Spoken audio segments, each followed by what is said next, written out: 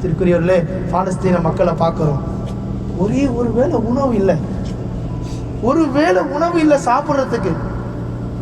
குழந்தைங்க கை கால் உடம்பெல்லாம் ரணமா இருக்குது, குண்டு அடிபட்டு சாவுது, ஷஹீதாக்கப்படுது.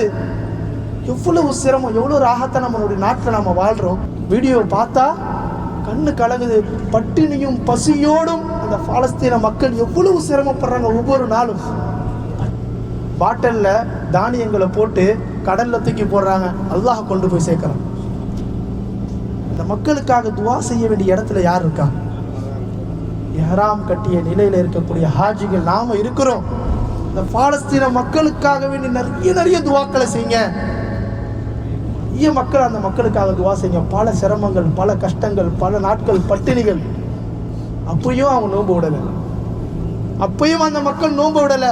பட்டினியா நோன்பு வைக்கிறாங்க, அப்பயும் அந்த மக்கள் தொழுகையை விடலை. 5 நேரம் தொழுதுகிட்டு இருக்காங்க, எல்லா இடத்துல கேட்டுக்கிட்டே தான் இருக்கிறாங்க. அல்லாஹ் நீ தான் சிரமத்தை கொடுத்த, நீயே லேசாக்கக்கூடியவன். நேயத்திற்குரியவர்களே, துவா செய்யக்கூடிய இடத்துல நாம இருக்கிறோம். அந்த மக்களுக்கு நிறைய என்ன செய்வோம் ஹாஜி? அல்ஹம்துலில்லாஹ்.